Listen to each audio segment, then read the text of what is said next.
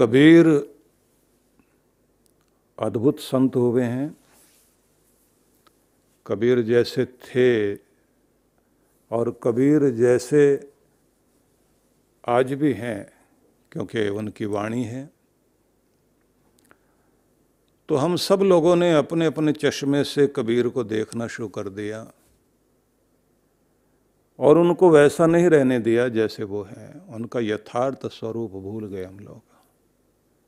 कोई इनको अवतार बनाने में लगा हुआ, कोई भगवान बनाने में लगा हुआ है, कोई अपने अपने वर्ग के अनुसार देखने की कोशिश करता है। कबीर एक निर्भीक शक्ति हैं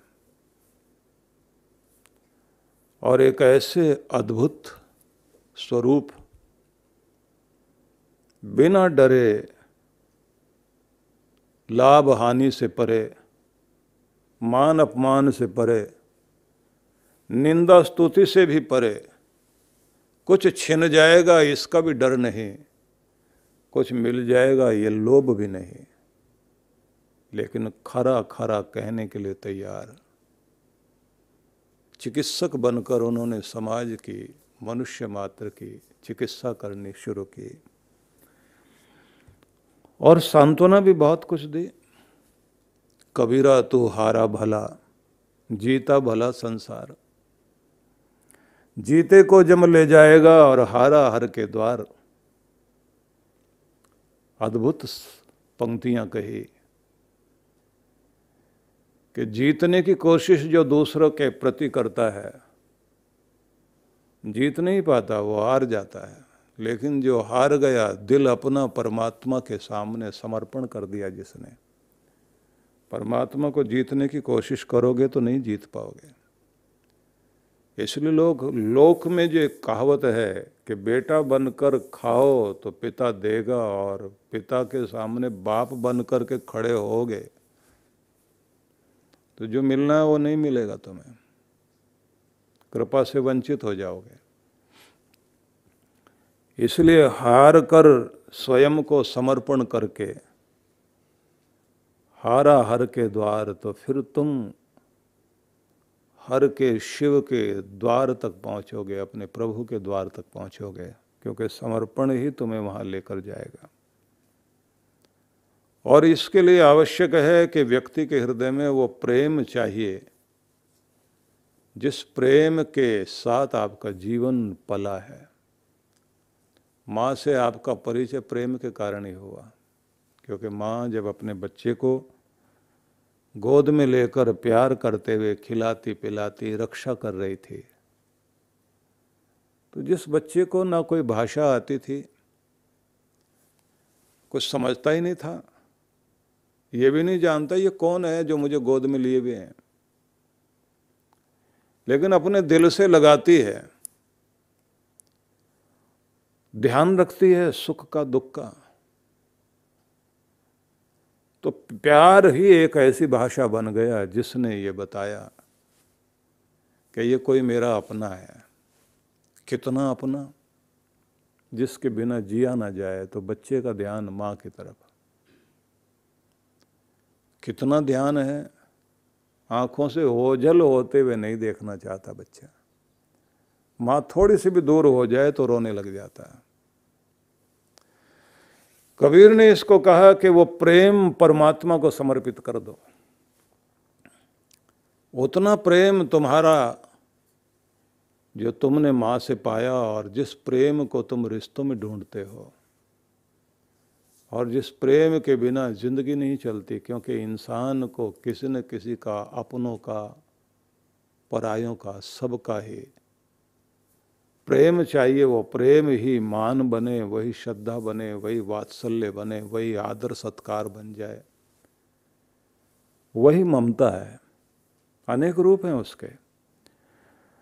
तो वो प्रेम जो हम परमात्मा को समर्पित करना चाहते हैं, उस प्रेम को पहले संसार में देखें। इससे उल्टा थोड़ा सा सोच के देखिए, घृणा हो, नफरत हो हर समय,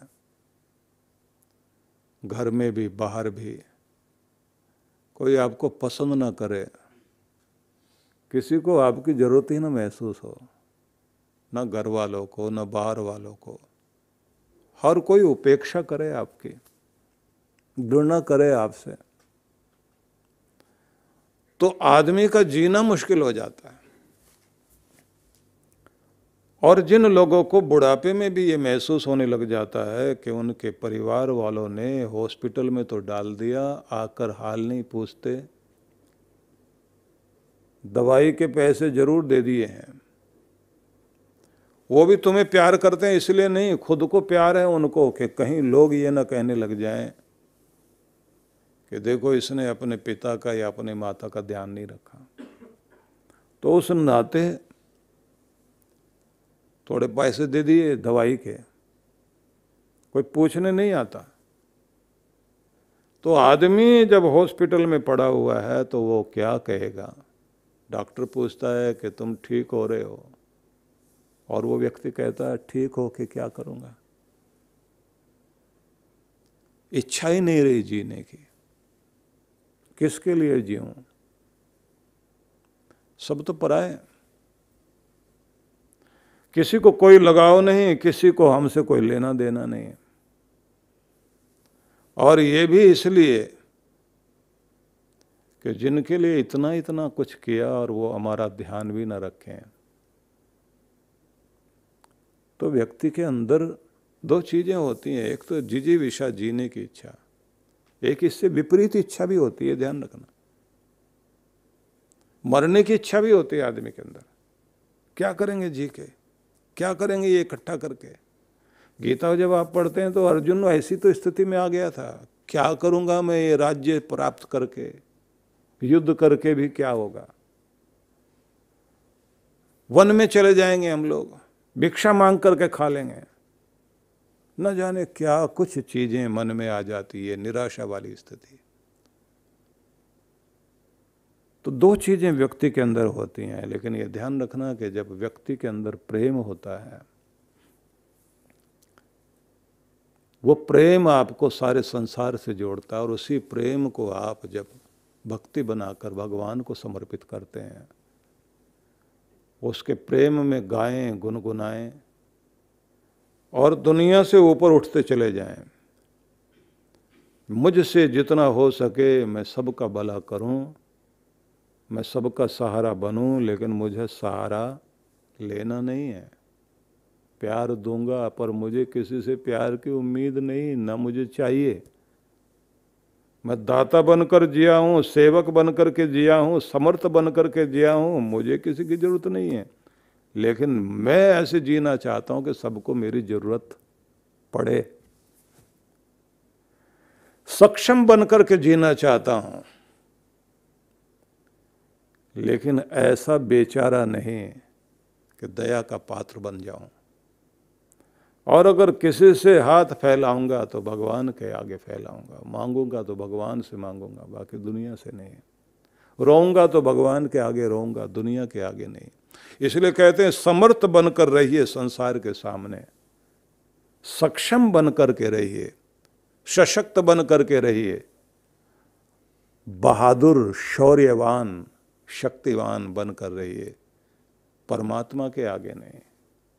भगवान के आगे अकिंचन, असमर्थ, सब कुछ तू, सब कुछ तेरा, तेरा ही आसरा, तेरा ही सहारा, तेरी ही शरण, तेरी ही लगन, तू ही सब कुछ, तेरा बिना मेरा काम नहीं चलने वाला भगवान, तेरी दया तो मुझे चाहिए।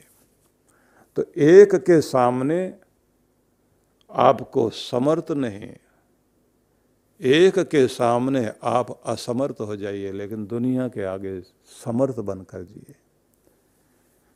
दुनिया के सामने आप जब भी हैं तो वहाँ तो आपको कमज़ोर बनोगे तो कोई ध्यान नहीं रखेगा, लेकिन उस प्रेम को लेकर चलिए जो भगवान ने आपको दिया, जिससे जीवन शुरू हुआ, और उसी प्रेम को आपने भगवान को अर्पित करना। प्रेम न बाड़ी उपजे, प्रेम न हाट बिकाए, राजा प्रजा जेहि जचे, शीस दे ले जाए। कबीर ने कहा कि सिर दो, अपना अहंकार हटाओ, राजा हो या प्रजा हो, जिसको भी प्रेम, परमात्मा की भक्ति या अनंत प्रेम, अनन्य प्रेम, जिसको गीता में भगवान श्री कृष्ण ने अनन्य प्रेम कहा है, अनन्य भक्ति कहा, और ये भी कहा तस्याहम सुलभ पार्थ नित्य युक्तस्य योगिनः, वो जो निरंतर मुझसे जुड़े हुए हैं उनके लिए बहुत आसान हूं मैं। लेकिन कब? जिनकी अंदर अनन्य भक्ति है, कुछ और नहीं सोचता, केवल भगवान का ही आस विश्वास जिनके मन में है। तो जिसको भी चाहिए कि वो परमात्मा के प्रति अपनी भक्ति को समर्पित करना चाहता है, तो उसे एक बात का ध्यान रखना कि आपकी भक्ति में महत्वपूर्ण चीज प्रेम है।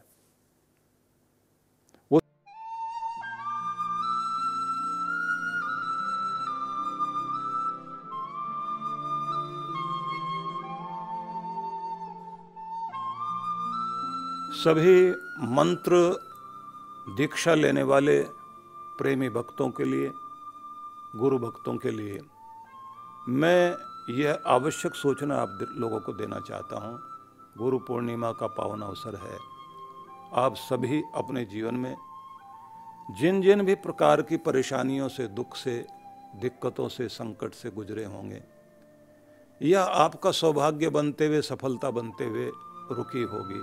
कहीं ना कहीं कोई ना कोई नियम में उल्लंघन जरूर हुआ है, कहीं कृपा की कमी रह गई है, पितरों के आशीर्वाद की कमी रहेगी, देवताओं के आशीर्वाद की कमी रहेगी, प्रभु कृपा से हम कहीं ना कहीं वंचित रह गए। फिर से हमें एक बार क्षमा याचना करने के साथ साथ दोबारा अपने आप को परमात्मा से जोड़ने की आवश्यकता है, अपनी मंत्र शक्ति को जगाने की आवश्यकता है। मुझे जो इन दिनों साधना में बैठ कर के अनुभूति हुई है, उसके आधार पर ही मुझे ये निर्देश मिला कि मैं आपको ये विधि सिखाऊं, फिर से आपको जागृत करूं। इसलिए मैं आमंत्रण करता हूं आप सभी को, गुरु पूर्णिमा के अवसर पर ये जो कुछ ही दिन की तो योजना है, 1-1 घंटे का समय आप हर दिन मुझे देंगे और उसका परिणाम ये होगा कि आपके जीवन में एक बहुत बड़ा रूपांतरण घटेगा, जिस पर आप देखोगे एक सुरक्षा कवच आपकी ज़िंदगी के साथ जुड़ जाएगा। आप अपने आप को पहले से बेहतर अनुभव करोगे। बस समय निकालिए संकल्प के साथ, और गुरु अगर किसी बात के लिए आपको आग्रह कर रहे हैं तो फिर इस बात को ये समझ लेना चाहिए कि फिर ना लापरवाही और ना बहाना। हम लोग ऑनलाइन घर बैठे इस अनुष्ठान को पूरा कर सकते हैं, इसलिए निवेदन है आप सभी इसके लिए तैयारी कर लीजिए, क्योंकि इसमें शक्तिपात भी होना है।